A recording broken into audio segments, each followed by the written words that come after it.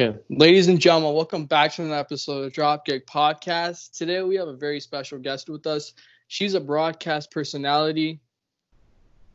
She has her very own podcast, which is called What's on Georgia's Mind. You can find it on iTunes, Spotify, or iHeartRadio, anywhere that you listen to your podcasts. She's also part of the Hart family. And she is the daughter of the late, great British Bulldog. Please help me welcome at this time, Georgia Smith. How are you doing today, Georgia?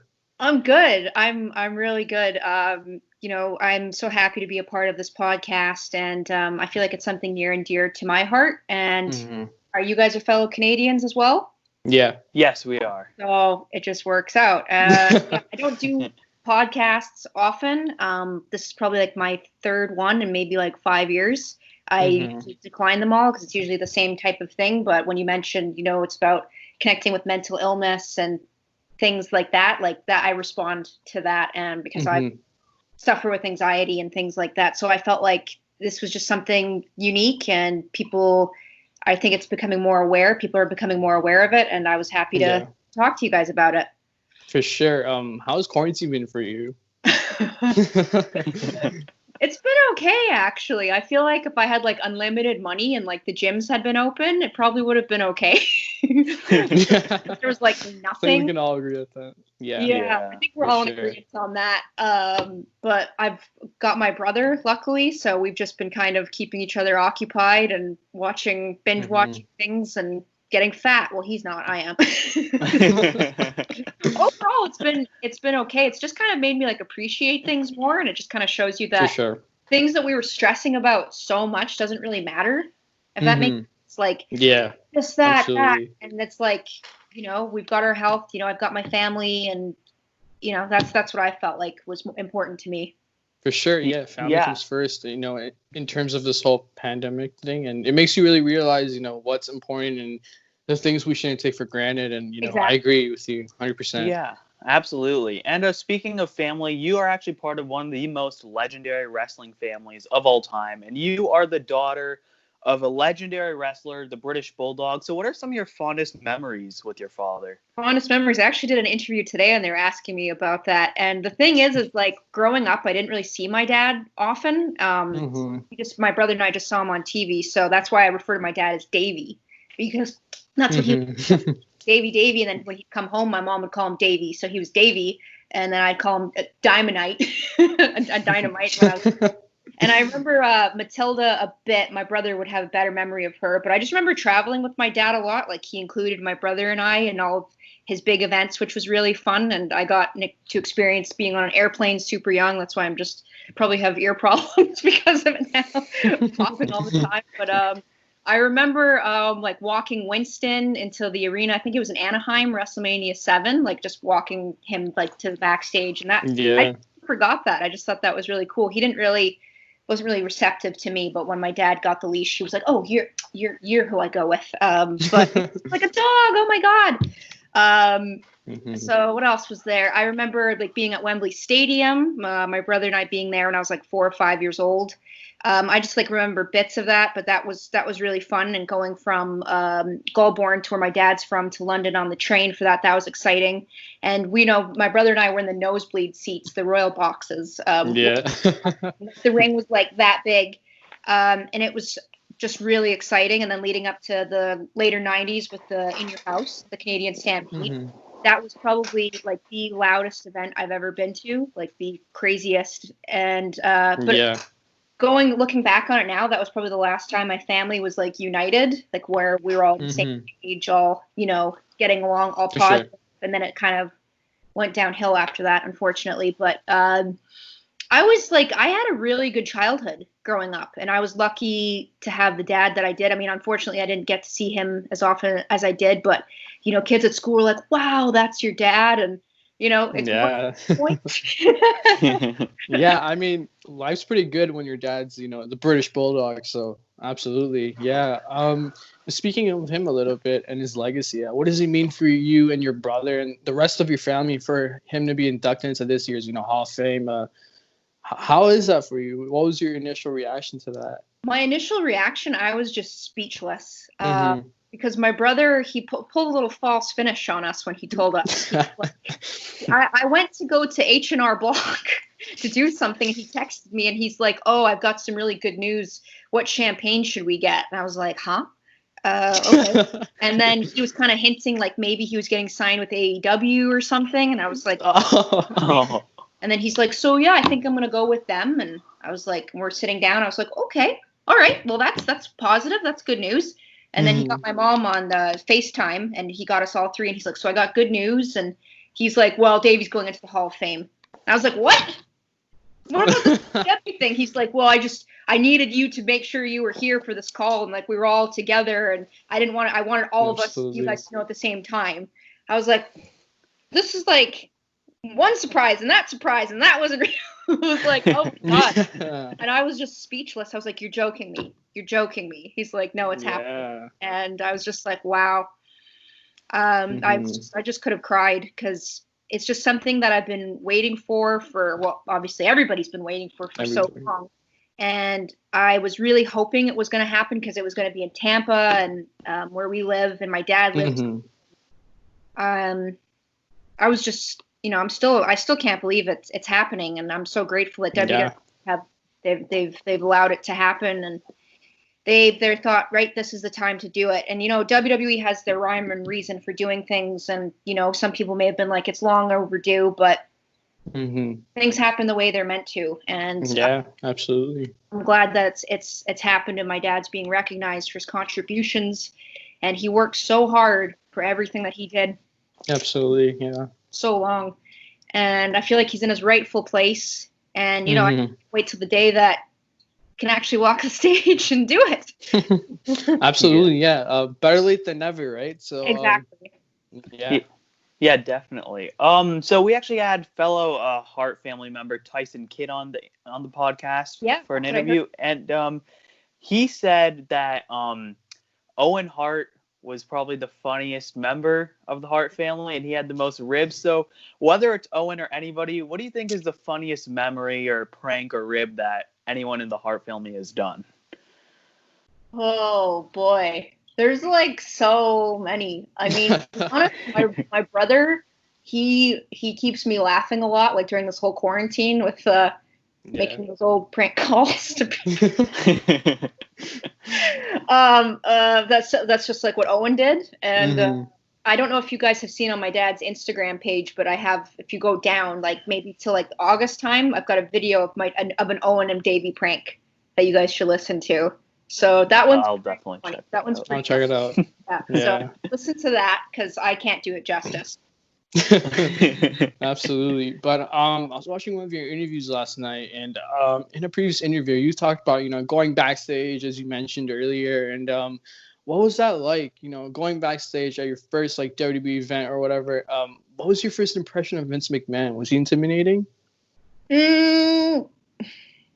To be honest, I didn't really ever like see Vince because he was really doing his own thing. It was only like when he'd call the house to speak to my dad, and I'd be like, "That's Vince McMahon." Like, you can't not know his voice. And whenever I get the call, because my dad would be kind of like, "I'm busy. I don't want to talk to anybody right now," and I'd be like, "Well, you got Vince McMahon on the phone. You kind of got to answer this." So I would only hear like that, and then it wasn't until I like properly really saw him at Owen's funeral, and he was nice. And all the times I've seen him after that, he's been nice. I remember after my dad's funeral, we all had like a group discussion. It was like me, my mom, Harry, Jim Ross, Natty, TJ, Stephanie, Hunter, and Vince. Yeah, that was all in one room backstage. And Vince was just talking about like, I don't even know how the conversation came up, but how he struggled so much in school and trying to be like what his dad wanted, and getting the marks, and how hard he was on him trying to do good in school. His dad was, and how like, he had like a legit learning disability.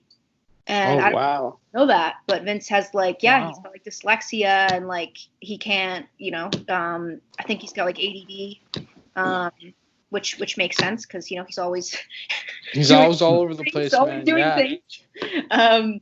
But I was just like, wow, because I really struggled in school, and I was always like, felt bad that like I didn't do as well as I wanted, or maybe as well as like my mom had hoped at one point in time. And I was just like, and it was just nice to hear him say that, you know? Mm-hmm.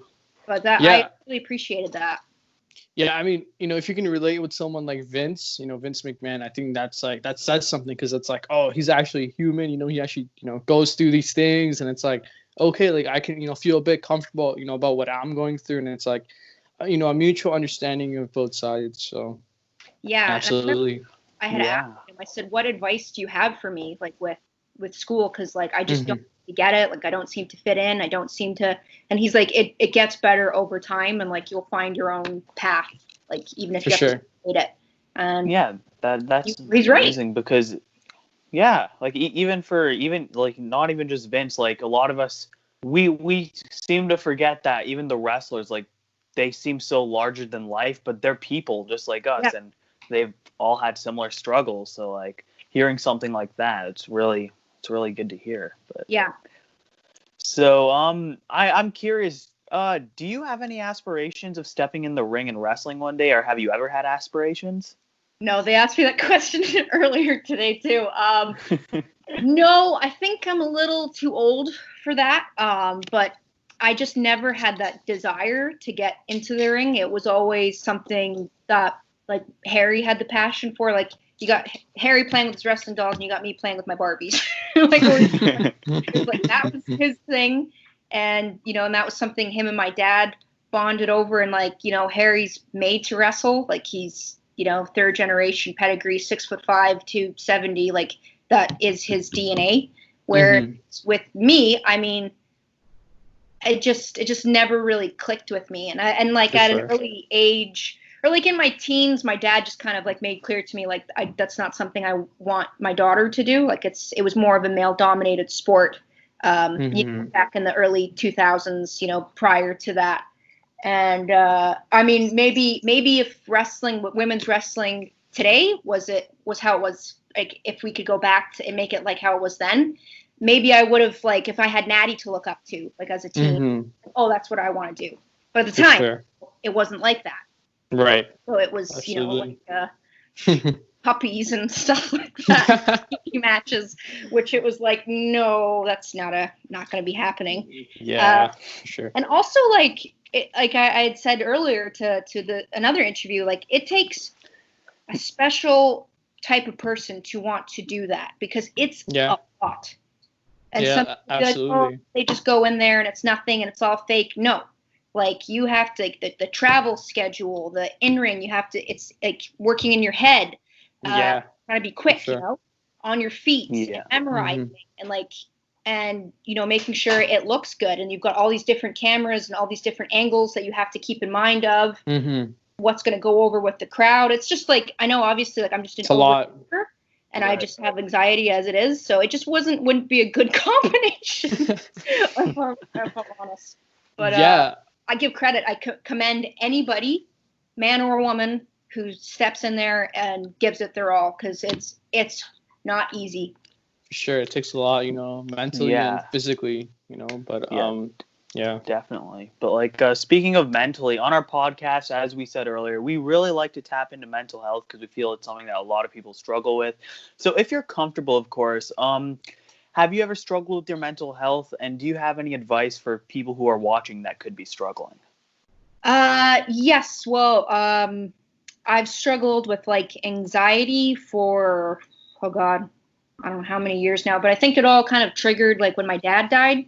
And there was just like with Owen, and then prior to that, it was my cousin Matt, who died at a young age at 13. And then it was Owen, and then my grandmother, and then my aunt, my grandma, that's my dad's mom, and my dad's sister. They died like 3 months apart. Which I think it really affected my dad. And then it was like my dad happened, and then my grandpa happened, and I'm just kind of like always expecting like the worst with life in general. Like I'm always expecting the worst outcome, because it's like, oh well, this has happened, like this no good's gonna happen, or I just think the worst, and that's not a good way to think. But I think as well as like we just can't have that I don't want to say that victim mentality, but it's like, Right. you know, Dad wouldn't want me to be sitting around dwelling and not getting up out of bed and like, you know what I mean? It's like, Yeah. you just gotta make it work. And I feel like what's really helped me is like physical activity. Yeah, for sure. And I think I get the best ideas when I'm working out, and I think I release a lot of endorphins. And I think like, what would Davey do? Because my dad wouldn't sit around and be dwelling. His Owen died, his sister died, his mom died. My dad wasn't just sitting around. My dad was like, let me get up, let me go to work, let me do this, let me work out. And when you have a mindset like that, and I know sometimes it's easier said than done, and it can be kind of like unrealistic, but just try it. Just take one step at a time. You know what I mean? To plan For sure. things. And Right. it makes a big difference. And I think as well as limit your time on social media. Yeah. There's so much toxicity going around nowadays, especially now, because like, you know, like you go on Twitter and it's a, you know, shit show because like all these allegations are coming out and it's just like, you know, it's terrible, you know, for the people that I know personally that went through it, you know, it sucks for them, but you know, my sport's with them. But again, like I'm with you on that 100%. You know, social media plays such a big factor and, you know, contributing to, you know, terrible mental health and everything. But yeah, like, again, I think the law of attraction really plays a big part. For sure, because I think what you put out in the universe, like if you put good thoughts out, then I think that comes back to you in a good way. You know what I mean? So, yeah. Totally. I feel like that too. And I feel like my dad had that mindset, like you get what you put in. Yeah. If you just put out there, like for example, working out and doing things for yourself, or, you know, maybe like limiting your time on social media and putting like maybe writing in a journal. I know it's like writing in a journal, whatever, but it might help. It might help somebody. Or like get an adult coloring book, or if you just like want to do your makeup, or just do things that make yourself make you feel better. Right. But sometimes social media, like you were saying, sometimes it's just so toxic. Right. And it's just unreal. And with some people, I mean, even me, like I'll see something, I'll be like, whoa, like that really fine. But what I would suggest is if you get people that attack you, block them or delete them and don't look at it again. For sure, yeah. You know, it's great that we have a block button nowadays, you know, instead of like back then, because I feel like if you have social media in the 90s, you know, it would be worse because, you know, I think wrestling was, you know, in the Attitude Era, of course. And I mean, you couldn't imagine what people had to say about like some of the things, but man, you know, like, yeah, especially like with the way that the business was, like imagine like Sean and Brett going at it on Twitter. I know. I know. And I feel like my dad like would not even take it seriously. Like he would just be like, okay, well, I'd like to see them do what I'm doing. I mean, that's how it should be. Absolutely. Right? Because if people give crap to like other wrestlers, like, oh, that's fake, then, you know, why don't you come try it for yourself, see how it feels, you know what I mean? Yeah, but like if it was that easy, everybody would go to the WWE and make their millions. But in reality, it's not. So. It's not. And I'm glad you guys appreciate the sport for what it is, because I deal with some people on a daily basis that are like, oh, so your brother does the fake stuff. And I'm like, yeah, about that. Say that to his face. About that. Yeah. Yeah. Absolutely. Yeah. But like once again, if you're comfortable sharing, do you have any idea what common mental health struggles your father or any wrestler could have gone through while on that intense schedule? I think my dad dealt with depression.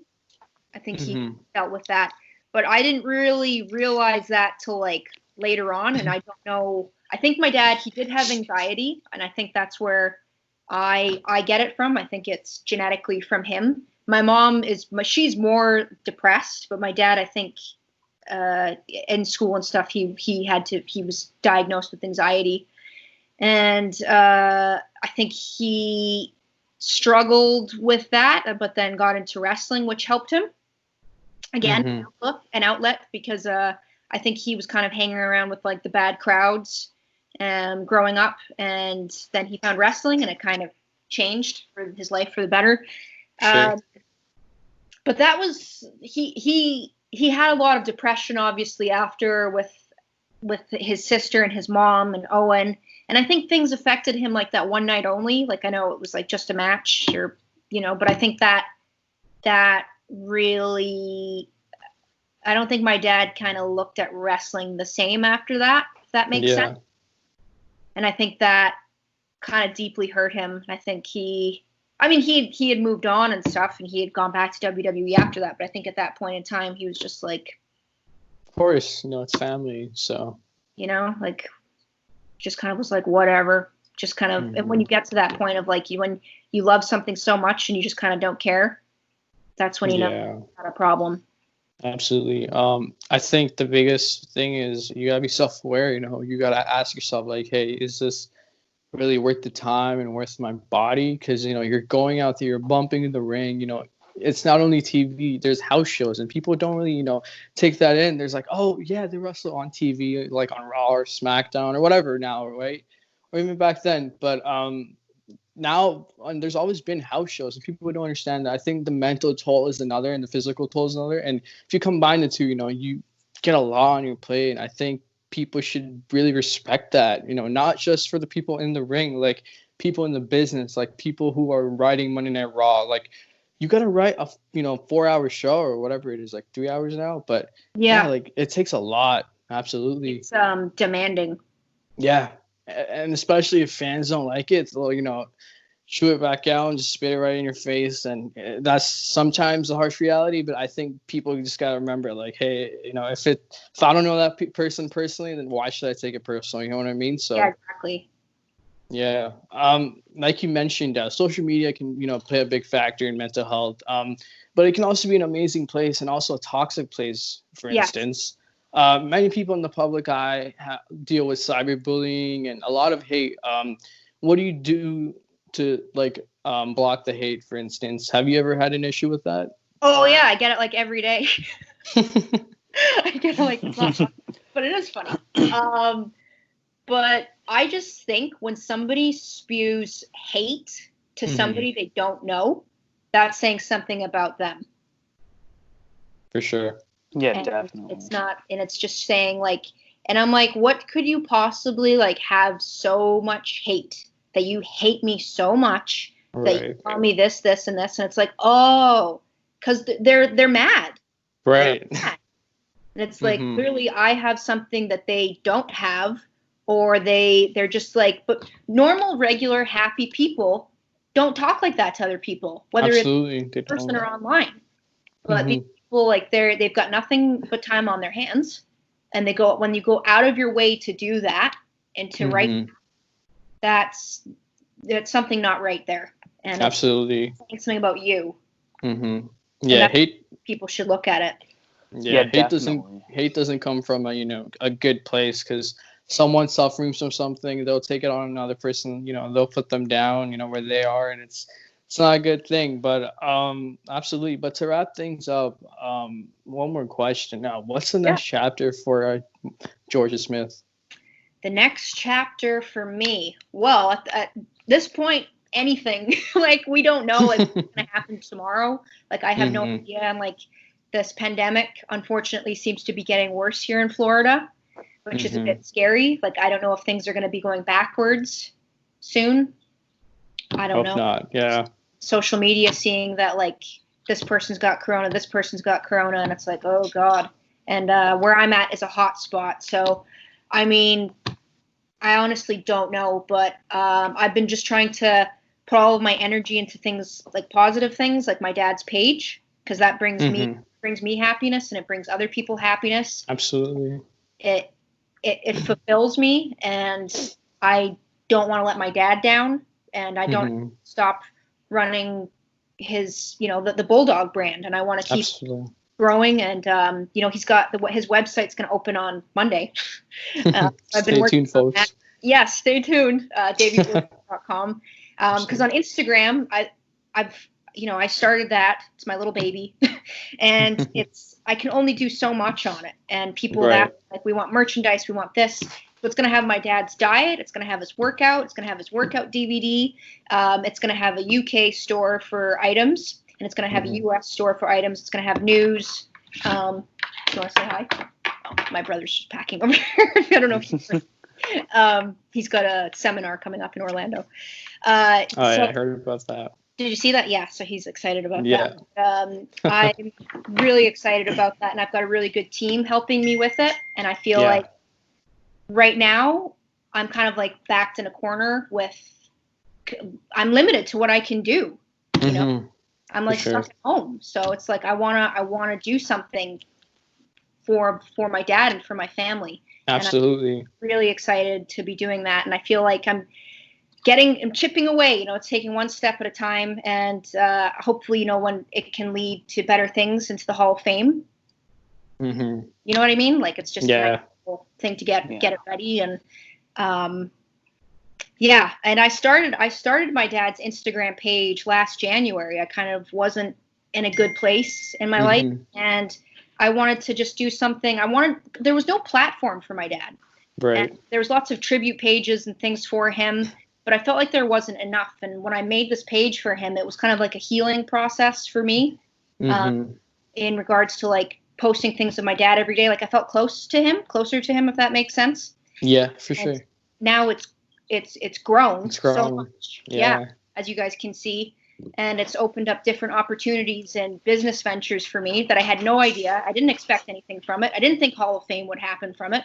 I didn't think all these things, but it's like I just did something positive and just took it day by day. And, you know, you just never know what's going to happen. For sure. You know, you plant the seed and watch it grow overnight and keep watering that seed. And you never know what happens. And, you know, here we go, Hall of Fame. And hopefully, you know, everything works out. But we like to play a game with everybody on our show, and you have to describe the 10 people that we list off in one word or in one sentence. Okay. Yeah. All right. So, the British Bulldog. So you want me to think of something to go with that? Yeah. So you can use a word or a sentence. Okay. So any word. Yeah. Okay. Flag. Bret Hart. Canada. Davey Boy Smith Jr. Jiu-jitsu. Owen Hart. Comedy. Brian Pillman. Curly. Brian Pillman Jr. Mullet. Shawn Michaels. Heartbreak. Tyson Kidd. Quick. Stu Hart. Strong. And last but not least, Natalia. Fierce. Well, that's wow. Yeah. But thank you for taking so the time much. out of your day to, you know, join us and make this happen. You know, like I said for recording, I didn't expect it, but we really appreciate this for sure. And where can we find you on social media? You can find me. I'm on Twitter at GeorgiaSmith87. I'm on Instagram at GeorgiaJSmith. And I'm on Facebook, Facebook.com/GeorgiaSmith7. I like 7 because it's the year I was born. I use that number a lot. I think that's it, really. And then you can follow my dad's Instagram. He's got at the British Bulldog Davey Boy Smith. And he's also got a Twitter, which is @ Davey Boy Smith. And then he's got a Facebook, which is just Davey Boy Smith. But yeah, I've been trying to grow his other social medias. We just got to keep on growing. Everybody, Yes, go check it out, everyone. But yeah, Absolutely. Thank you so much. Yes, you're welcome.